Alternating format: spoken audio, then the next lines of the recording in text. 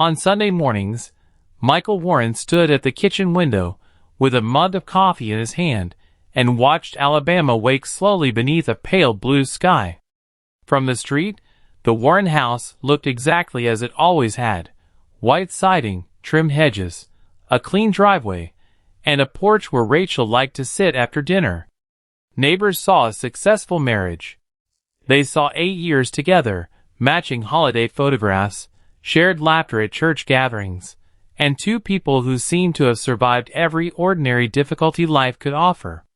What they did not see was the silence.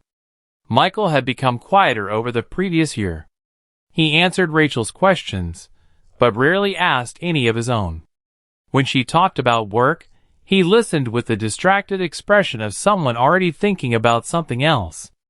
At night, he often stayed downstairs long after Rachel had gone to bed. Rachel noticed, but she blamed exhaustion. Evelyn Harper noticed too. Rachel's widowed mother had moved into a small rental house 10 minutes away after spending nearly a year alone following her husband's death. She told everyone the move was practical. The truth was harder. Her old home had become unbearable, filled with photographs, untouched furniture, and memories that seemed to speak louder after sunset. Rachel wanted her mother close. Michael had agreed. At first, Evelyn's visits were brief. She came for Sunday dinner, brought homemade peach cobbler, and left before the evening became too late. Michael was polite but distant. Evelyn sensed the discomfort and tried not to take it personally. Then, slowly, something changed. One afternoon, Rachel became trapped at work and called to say she would be late. Evelyn stayed for coffee. Michael joined her at the table. They talked about nothing important. A broken fence. An old Alabama football game. The strange habits of their neighbors. Evelyn laughed at one of Michael's jokes, and he smiled longer than necessary. Neither of them mentioned it. After that, conversations became easier. Michael discovered Evelyn remembered details Rachel often forgot. Evelyn discovered Michael liked the same old country songs her late husband had played around the house. Sometimes they spoke while Rachel cooked, exchanging brief looks over her shoulder. Nothing was openly wrong. That was what made it dangerous. Rachel believed her husband and mother were simply becoming comfortable around each other. She did not notice how often Michael looked toward Evelyn when he thought nobody was watching. By Friday evening, Rachel received a call from her sister in Montgomery. Her niece was sick, and Rachel decided to spend the night helping her. She packed quickly, apologizing for leaving Michael alone. Before walking out, she hugged Evelyn. "Keep him company," Rachel joked. Evelyn smiled. Michael laughed. The front door closed behind Rachel. For several seconds, neither of them moved. The house suddenly felt enormous. Evelyn looked toward the empty hallway. "Your wife trusts us," she said quietly. Michael's smile disappeared. "I know." Evelyn studied him, unsettled by something in his voice. Michael set his coffee down and looked directly at her. "Sometimes," he said, "trust makes people blind." Outside, a car passed through the darkness. Evelyn felt a chill move through her despite the warmth inside the room. She suddenly wished Rachel had never made the joke, and she wished she were already gone from the house. Evelyn did not laugh this time. The silence that had settled over the house did not disappear when Rachel returned. If anything, it followed Michael and Evelyn into the weeks that came afterward, becoming something neither of them knew how to name. Michael began finding reasons to see Evelyn alone. Sometimes he offered to fix something at her house. Sometimes he called because Rachel was busy, and said he wanted to check whether Evelyn needed groceries. Once, he arrived with a toolbox and spent nearly 2 hours repairing a cabinet that Evelyn could have replaced herself. She noticed. More importantly, she understood what he was doing. "You don't need to keep coming over," she told him one afternoon. Michael looked at her calmly. "I know." "Then why do you?" He hesitated before answering. Because I worry about you. The words should have comforted her. Instead, they frightened her. Evelyn had spent months trying to rebuild a life after losing her husband. Grief had made ordinary evenings feel endless. The house, the empty chair, the unanswered questions, everything reminded her of what she had lost.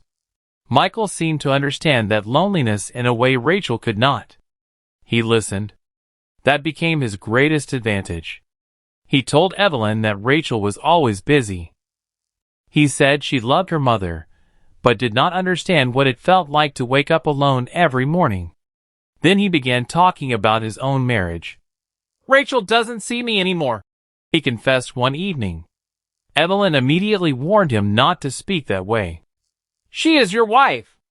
I know. Then talk to her. I've tried. His voice sounded wounded. That was how he made her feel responsible for his unhappiness, without ever directly asking her to take his wife's place. Their conversations grew longer, then more personal. Michael remembered the anniversary of Evelyn's husband's death. He sent flowers when nobody else did. He called late at night when he knew she would be awake. Evelyn began waiting for those calls. That realization frightened her.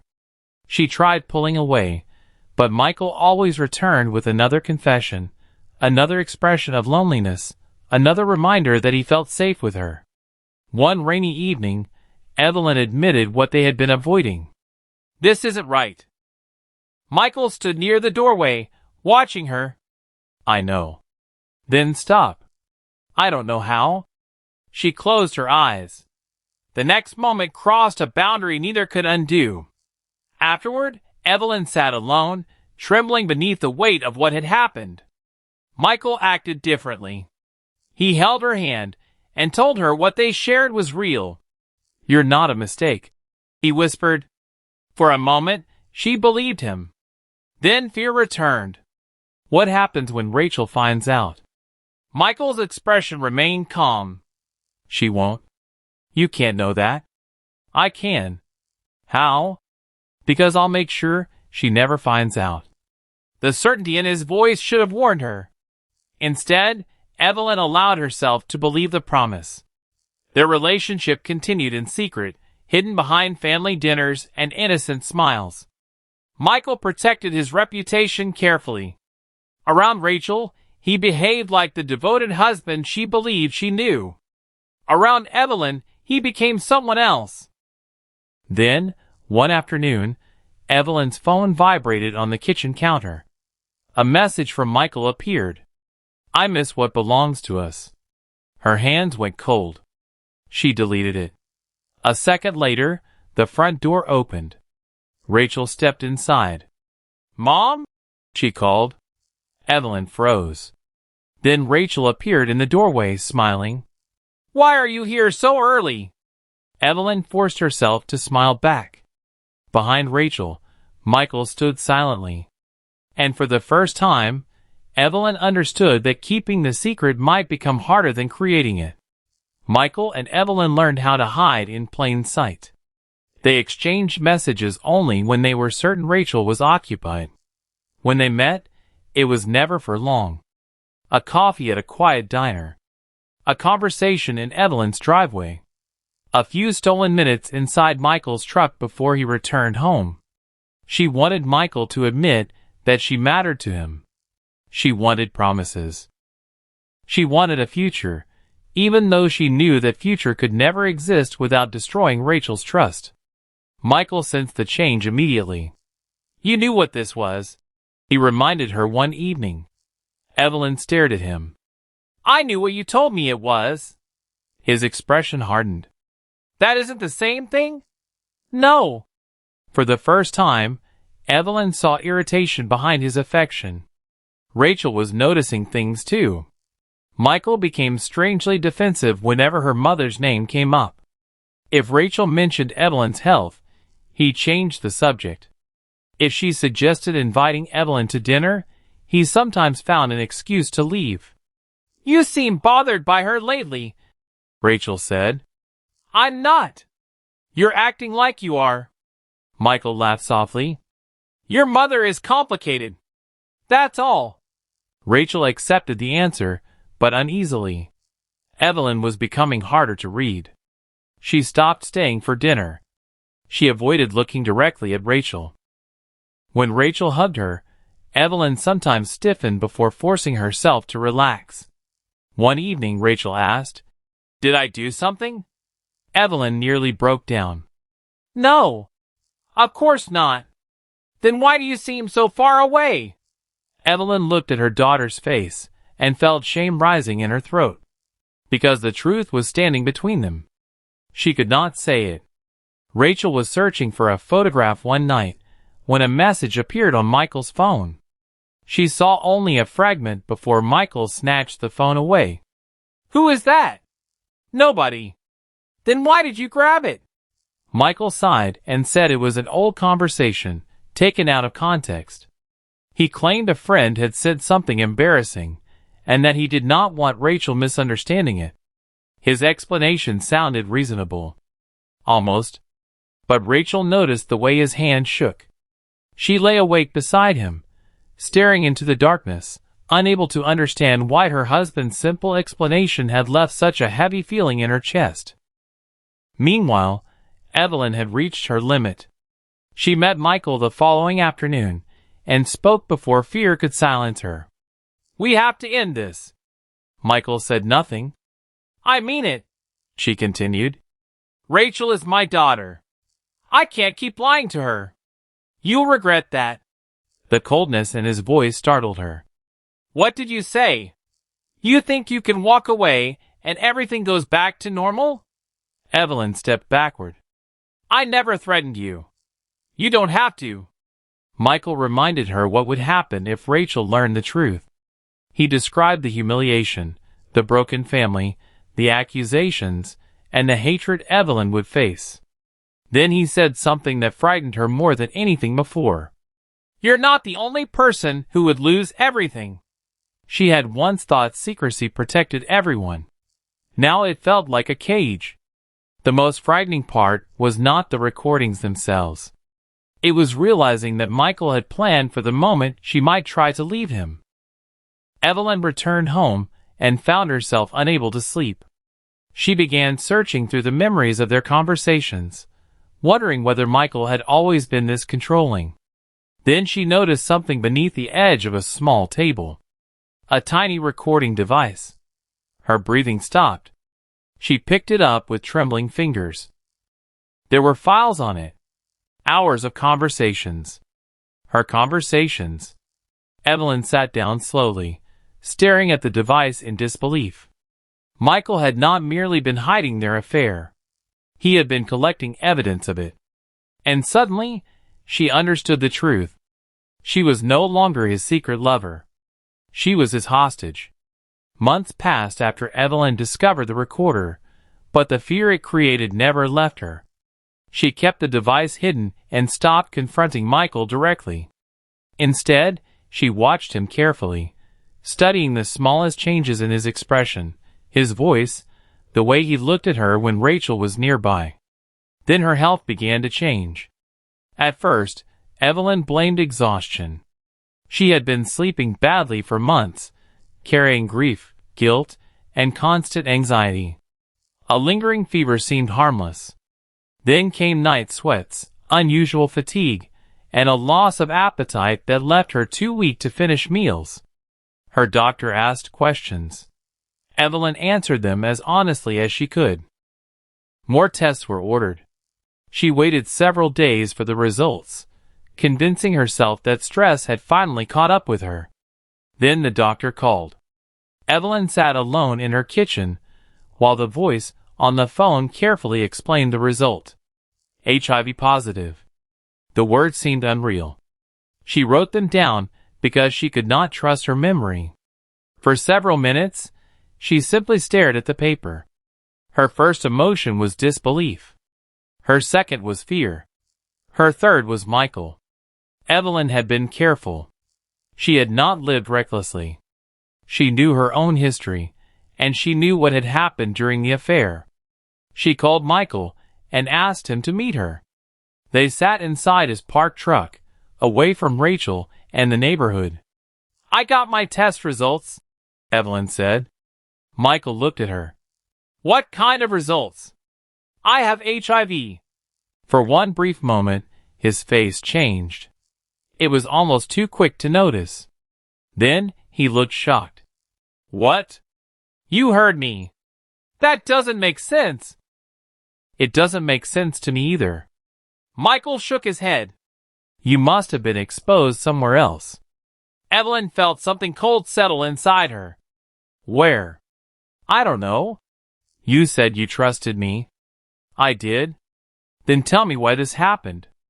Michael looked away. Evelyn remembered things she had ignored before. Questions he had asked about her medical history. Details he knew about her past that she had never volunteered. His strange insistence on knowing whether she had been tested recently. Suddenly, those memories looked different. "Have you ever been tested?" she asked. Michael remained silent. "Michael, of course I've been tested." "When?" He shrugged. "I don't remember." That answer frightened her more than an admission would have. Evelyn stared at him. "Did you know before you came to me?" Michael's eyes hardened. "Don't do this. Answer me. You're upset. You're looking for someone to blame. Did you know?" He started the engine. "I said you're upset." The truck rolled away from the curb, leaving Evelyn standing alone in the fading afternoon light. That evening, she placed her diagnosis paperwork beside the hidden recorder.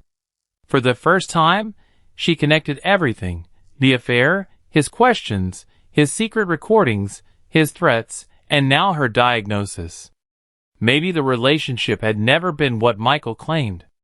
Maybe she had not been chosen. Maybe she had been targeted. And if that was true, Evelyn was no longer wondering whether Michael had betrayed her. She was wondering how long he had been planning to destroy her. She opened the recorder and listened to an old conversation. Michael's voice sounded reassuring. "You're safe with me," he had said. At the time, those words had sounded like comfort. Now they sounded like a warning. There were pauses, questions, moments when Michael seemed to know more than he should.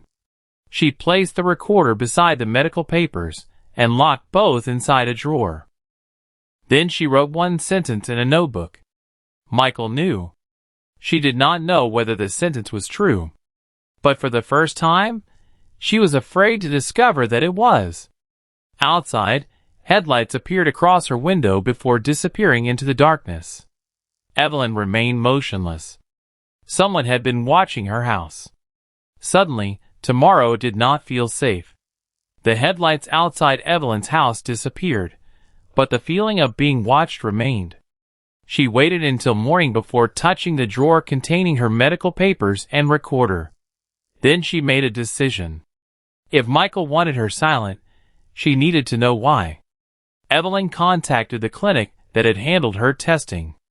She asked careful questions about the diagnosis, previous records, and the information she had provided during her appointment. The nurse explained that determining the exact source or timing of an HIV infection was not always possible, but Evelyn listened closely, writing everything down. One detail unsettled her. Michael had told her that he had never discussed testing with anyone. Yet Evelyn remembered him asking her months earlier whether she had recently received medical care. At the time, she had thought it was concern. Now it sounded like preparation. She began checking dates. The affair. His questions. Her symptoms. The diagnosis. Each piece seemed to sit too neatly beside the next. Then Michael called. "You've been asking questions," he said. Evelyn's stomach tightened. "Who told you?" "Nobody had to." His voice was calm, almost gentle. "You need to stop digging." "Why?" "Because Rachel doesn't need to know everything." Evelyn gripped the phone. "You mean the affair?" "I mean everything that comes after it." The threat was quiet, but unmistakable. Michael reminded her that if Rachel learned the truth, Evelyn could lose her daughter. Rachel might never forgive her. The rest of the family could turn against her. Even the grandchildren, he warned, might someday hear what she had done and see her differently. Evelyn said nothing. For months, shame had kept her obedient. Now anger was beginning to replace it. She started documenting everything. Every message from Michael was copied. Every suspicious call was written down. When he visited, she secretly recorded their conversations. She kept dates, times, locations, and details in a notebook hidden beneath a loose floorboard. The evidence gave her something she had not felt in months. Control. Rachel noticed the change. One evening, she watched Evelyn's face when Michael entered the room. Her mother immediately looked away. Rachel frowned. "Mom, are you afraid of him?" Evelyn forced a smile. "No." But the answer came too quickly. Michael noticed Rachel watching them. The next week, an argument between Michael and Evelyn spilled into the driveway. Voices rose, a car horn sounded, and a neighbor called police after seeing Evelyn crying. The responding detective was Olivia Grant. Olivia arrived expecting a simple domestic disturbance. Instead, she found 3 people standing several feet apart, each telling a different version of what had happened. Michael spoke first. "It was a misunderstanding." Rachel looked confused. Evelyn said nothing. Detective Grant watched her carefully. There was fear in Evelyn's expression, but it was not the ordinary fear of an argument. It looked deeper, like someone afraid of what might happen after the police left. Olivia asked Evelyn if she wanted to make a statement. Evelyn hesitated. Then she quietly asked to speak with the detective alone. Inside the house, away from Michael and Rachel, Evelyn finally looked directly at Olivia. "If something happens to me," she whispered, "don't believe everything my son-in-law tells you." Olivia's expression changed. "What do you mean?" Evelyn looked toward the closed door. "I can't explain." "Why not?" "Because if I tell you now, he may know." Olivia waited. Evelyn lowered her voice. "Please, just remember what I said." Then she walked away, leaving Detective Grant alone with a warning she could not ignore. Olivia watched Evelyn disappear down the hallway. She had responded to hundreds of domestic calls, but something about this woman felt different. Fear had brought her there to leave a warning for Olivia alone. The warning Evelyn had given Detective Grant stayed with her. Olivia left the Warren house that evening, but she could not shake the feeling that something serious had been deliberately kept from her. She made a note of Evelyn's name and the strange statement, expecting she might need it later. She did. That night, Olivia reviewed her notes from the disturbance call. Evelyn's warning no longer sounded like an emotional outburst. It sounded like preparation. Someone had convinced her that telling the truth could cost her everything, and Olivia wanted to understand who had created the fear. 3 days later, Rachel found the message. Michael had left his phone charging on the kitchen counter while he showered. Rachel was looking for a photograph when another notification appeared.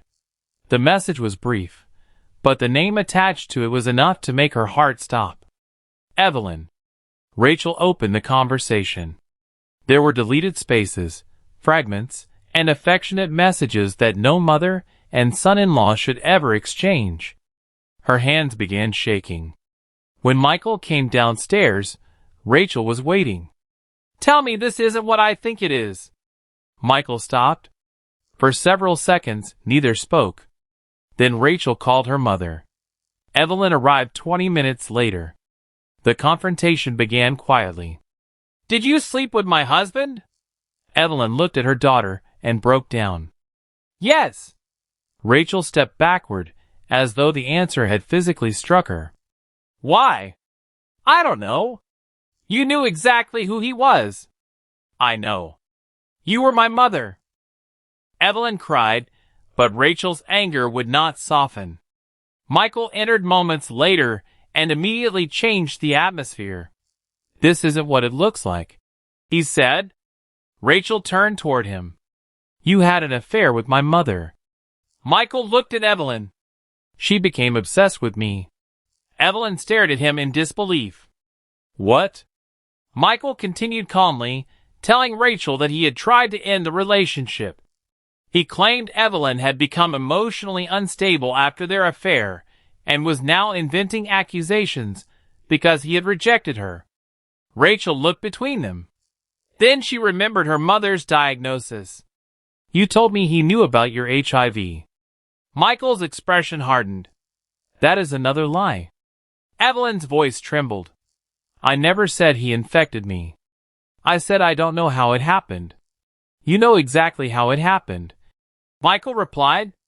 Olivia Grant arrived after Rachel contacted the authorities. She listened without interrupting as each person offered a different version of the truth. Michael presented himself as the victim. Evelyn looked terrified. Rachel looked destroyed. Olivia noticed something important. Michael repeatedly corrected details before anyone asked him about them. He knew dates, conversations, and private information that should have been known only by Evelyn. His story was too polished. When Olivia later reviewed the information surrounding Evelyn's diagnosis, another inconsistency appeared. Michael had previously claimed he knew nothing about HIV testing or Evelyn's medical concerns. Yet records suggested he had sought information about testing before the affair began. Olivia stared at the documents for several seconds. Then she found something even more disturbing. A medical record indicated that Michael had been tested before he ever became involved with Evelyn. The result was not immediately clear, but the timing raised a question that changed everything. Had Michael known about his own status before the affair? Rachel confronted her mother again. "Why did you betray me?" Evelyn could barely speak. "I have hated myself every day." "Then why didn't you tell me?" "Because I was ashamed. Because he made me afraid. But I refused to die carrying his secret." Rachel froze. For the first time, she understood that her mother was not only confessing. She was trying to warn her. Across town, Olivia closed the file and made another call. The case had just become something much darker than an affair. And Olivia suspected the most important evidence had not yet been found or explained by Michael's story alone anymore. The question Olivia had written in her report refused to leave her mind. Had Michael known before the affair? She began again, this time without treating the case as a family dispute. Phone records came first. Olivia obtained records showing repeated calls between Michael and Evelyn at hours when both claimed they were asleep. Some calls lasted seconds. Others lasted nearly an hour. Several had been deleted, but the carrier records remained. Then came the messages. Michael had erased conversations, but digital traces survived in backups. Olivia found fragments suggesting he had been monitoring Evelyn's movements and warning her not to speak. Financial records added another layer. Michael had made purchases at places he had never mentioned visiting. Surveillance footage placed him near Evelyn's house on dates when he insisted he had been elsewhere. Medical records proved even more troubling to Olivia. Michael had undergone testing before his relationship with Evelyn became intimate. The timing alone did not prove wrongdoing, but Olivia could not ignore what appeared in his internet history. He had searched for information about HIV transmission, then testing, then questions about how medical information could be kept private from a partner. Olivia sat back from her computer. One search could be innocent. A pattern was different. She compared the dates. The searches happened before Evelyn received her diagnosis. Before Evelyn even knew something was wrong. The case had crossed a line that afternoon. It was no longer about a husband sleeping with his mother-in-law. It was becoming a possible case of deliberate harm, concealed behind an affair and protected by manipulation. Rachel struggled to understand what she was hearing. She could not forgive Evelyn for betraying her. But she could no longer dismiss the possibility that Michael had manipulated both women. Every affectionate word from her husband sounded different now. Every moment of reassurance seemed contaminated by a question she could not answer. Did he know? And if he knew, what had he intended? Michael sensed the investigation closing around him, and he began to panic. His behavior changed. He became restless, impatient, and unpredictable. He stopped sleeping properly. He snapped at Rachel over small questions and began spending long periods alone in the garage. Then he started destroying things. Photographs disappeared. Old gifts were thrown into trash bags. A box containing letters from Evelyn was burned behind the house. Michael believed he was removing evidence. He was creating evidence. A neighbor's security camera captured him carrying the box outside. Olivia obtained the footage. Still, one thing escaped Michael. Evelyn's old phone. It had been hidden inside a drawer. Olivia found it while searching the house with Rachel's permission. The phone contained recordings. Evelyn had begun documenting conversations after she first suspected Michael was controlling her. Olivia listened carefully. At first, the recordings contained ordinary conversations. Then Michael's voice appeared.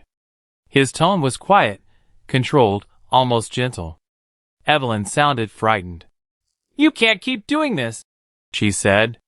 Michael answered that she should think carefully before saying anything to Rachel.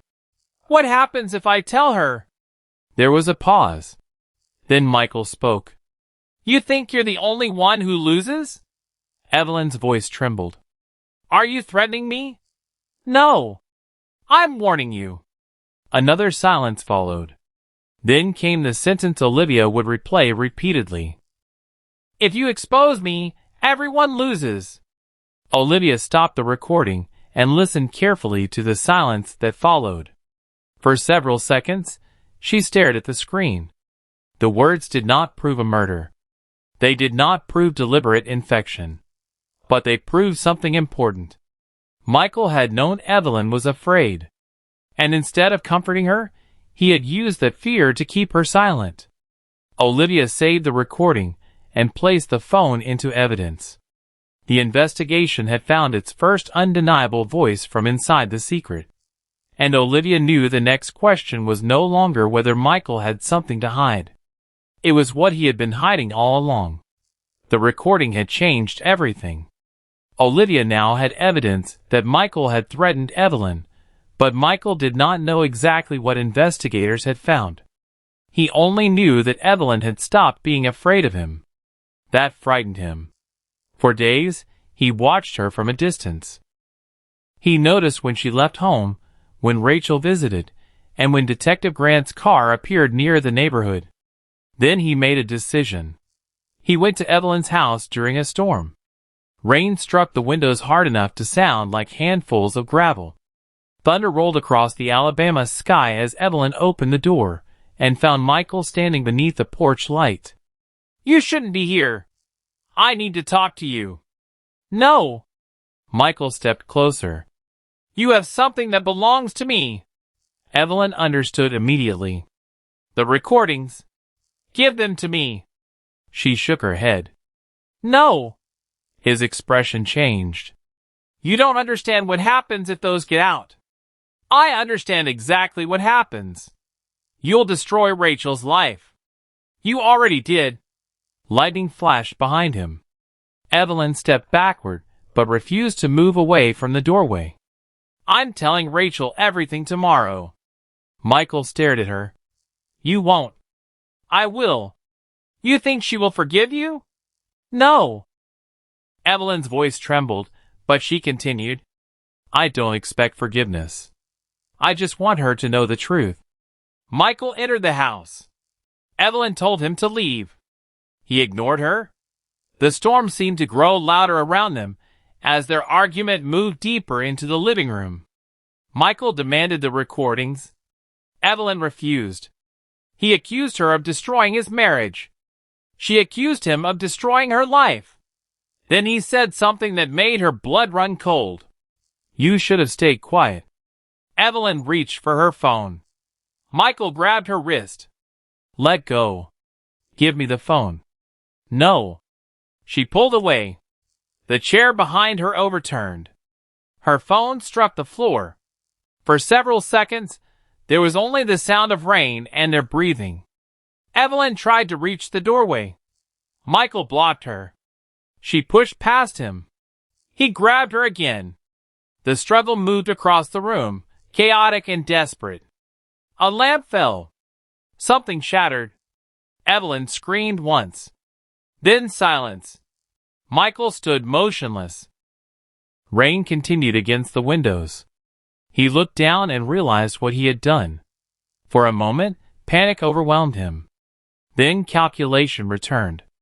He picked up his phone, wiped the screen, and began thinking about where he had supposedly been that night. He needed witnesses. He needed timestamps. He needed a story. Before leaving, he moved through the house, trying to remove anything that might connect him to the confrontation. He wiped surfaces and collected objects he believed could identify him. But he was rushing. Near the overturned chair, something remained.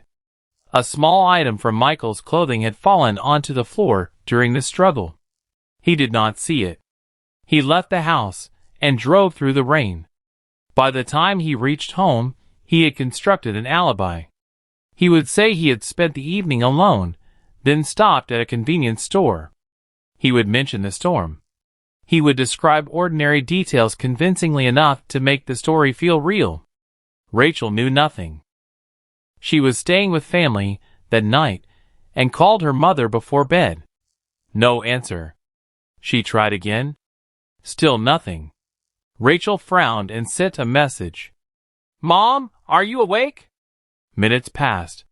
She called again. No answer. She called a fourth time. This time, the call went directly to voicemail. Something inside Rachel tightened. She stared at the screen, then noticed a new message had appeared from Evelyn's number. Her hands began to shake. She opened it.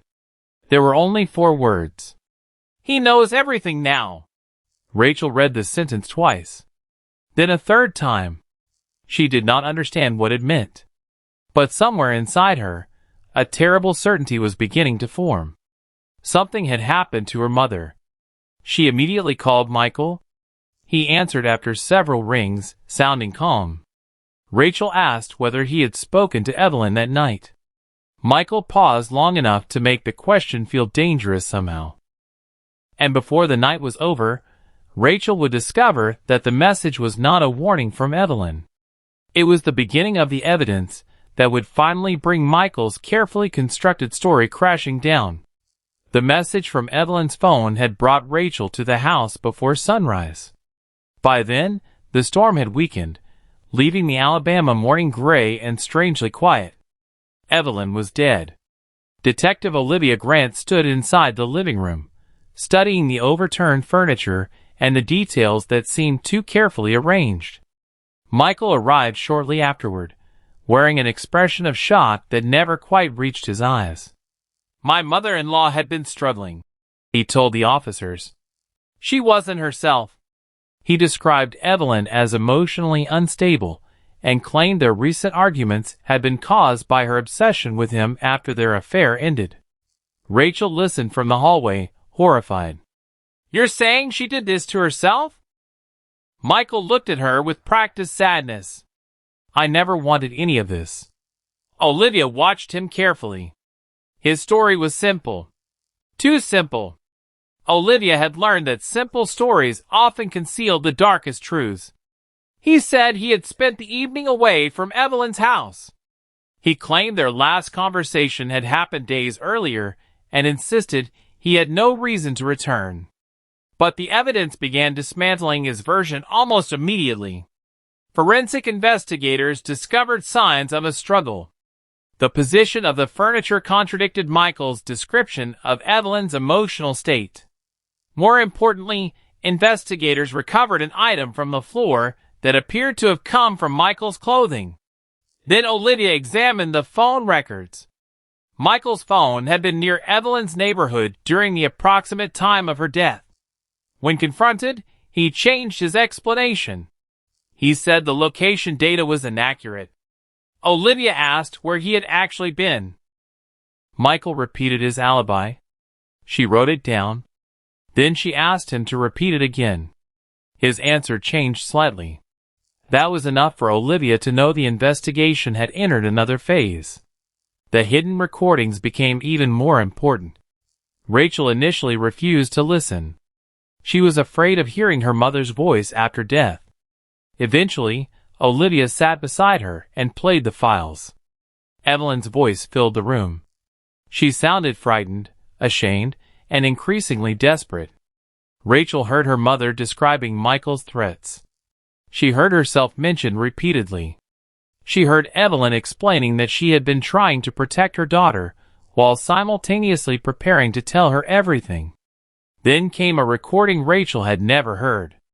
Evelyn said she had been making copies of documents, saving messages, and preparing to contact authorities. Rachel covered her mouth.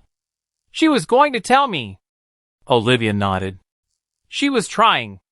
Rachel cried silently. For months, she had believed her mother had chosen betrayal over family. Now she understood something more complicated. Evelyn had made a terrible choice, but Michael had used her guilt to keep her trapped. Then Olivia found the evidence that changed the entire case. Medical records showed that Michael had undergone HIV-related testing long before his relationship with Evelyn became intimate. Further documentation suggested he had received information about his status before the affair began. Olivia compared those dates with Michael's internet searches. The pattern was disturbing.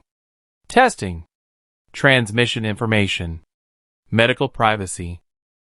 Then Evelyn. Then her diagnosis. Rachel stared at the records. Are you saying he knew? We're not there yet, Olivia answered. But we're getting closer. The discovery changed the meaning of everything. If Michael had known about his status before approaching Evelyn, then the affair might not have been an impulsive betrayal.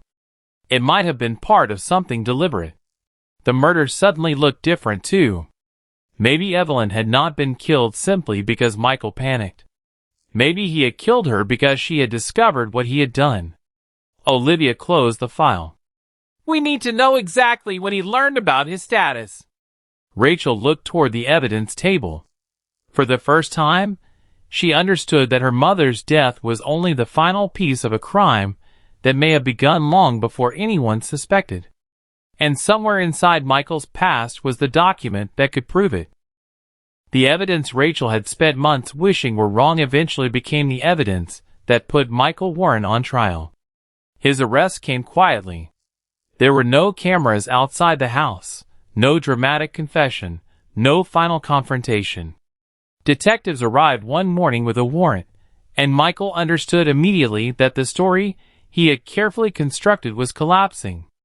The courtroom became the final place where those competing stories would meet. The prosecution presented the affair first, not as a motive by itself, but as the beginning of a chain of manipulation. Then came the medical records, digital searches, phone location data, surveillance footage, and Evelyn's recordings. Each piece was small. Together, they became devastating. The prosecution argued that Michael had known more about his HIV status than he admitted, that he had concealed critical information, manipulated Evelyn, threatened her when she tried to expose him, and ultimately killed her when he feared the truth would become public. The defense offered another story. Michael's attorneys described Evelyn as emotionally unstable after losing her husband and becoming involved with her daughter's husband. They argued that the affair had been consensual, and that Michael's relationship with Evelyn had ended before her death. Any evidence suggesting otherwise, they claimed, was being interpreted through grief and suspicion. Rachel sat behind the prosecution throughout the proceedings. She listened as strangers discussed her family, as though it were a collection of evidence. Then she was called to testify. Walking toward the witness stand, Rachel felt as though every step took her farther from the woman she had once been. The prosecutor asked about her marriage. She described Michael as loving, dependable, and trustworthy. Then she was asked about her mother. Rachel's voice broke. "I hated her." The courtroom became silent. She explained that discovering the affair had destroyed her understanding of both people she trusted most.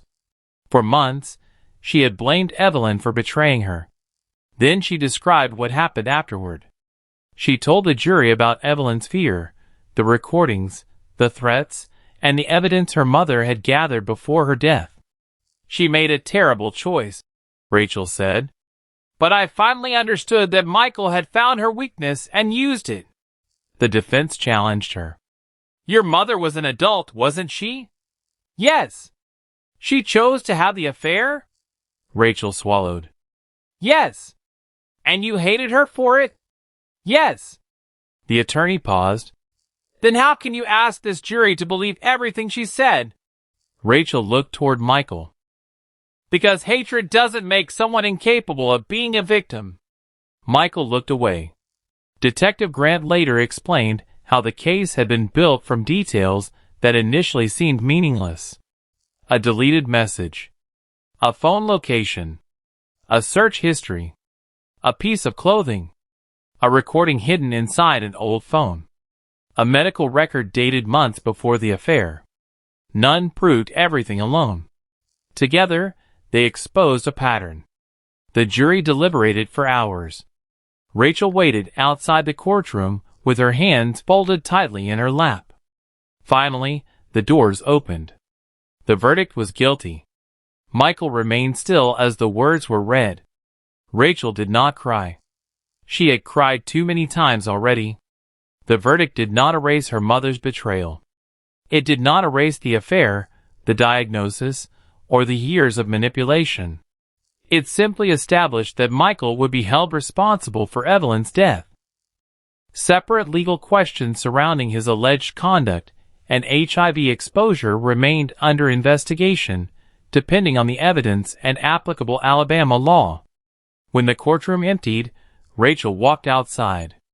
The afternoon sun was bright, almost painfully ordinary. Reporters waited near the courthouse steps. Rachel ignored them. Behind her, Michael was being taken away. She could have turned around. She didn't. For the first time since her mother's death, Rachel kept walking without looking back. But the truth she carried with her was heavier than the verdict. Justice had answered who killed Evelyn. It had not yet answered why someone had been willing to destroy an entire family just to keep a secret buried. That question would remain with Rachel long after the courtroom emptied. She knew punishment could close a case, but it could not repair what secrecy had broken. Her mother's final warning had become the truth, and now Rachel had to decide what to do with the pieces left behind. At last, she chose to live. Months after the trial, Rachel returned to the house where her mother had lived.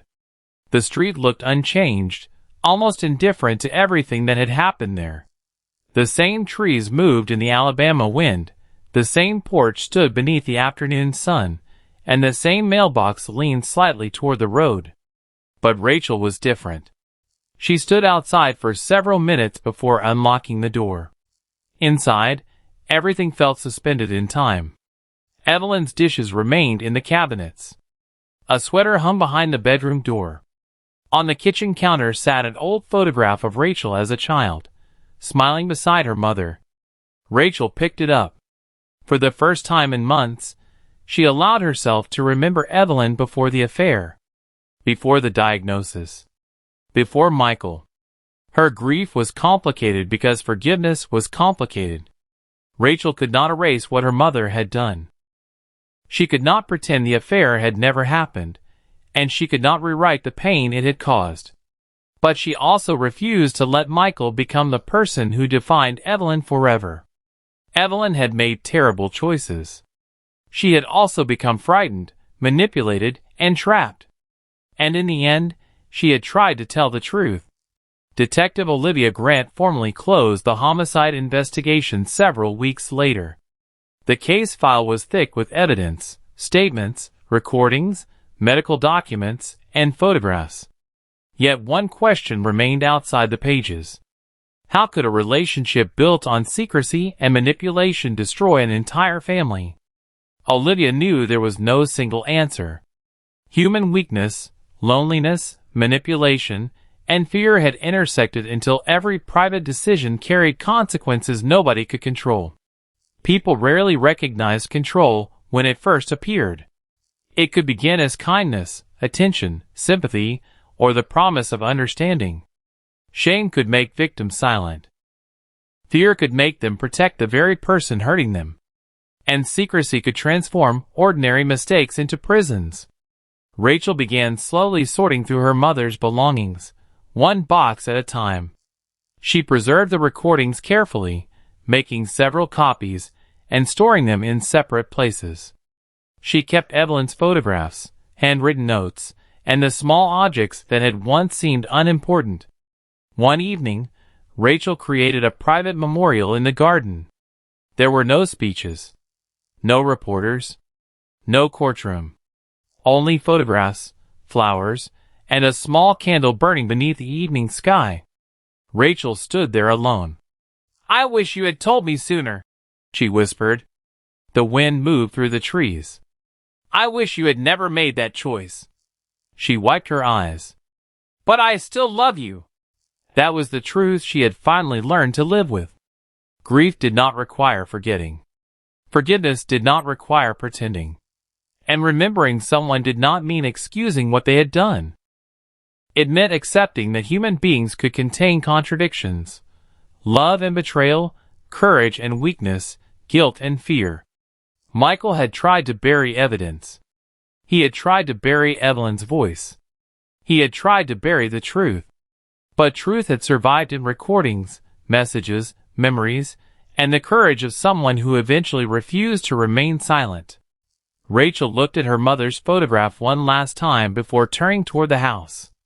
The secret had started with two people believing they could hide the truth.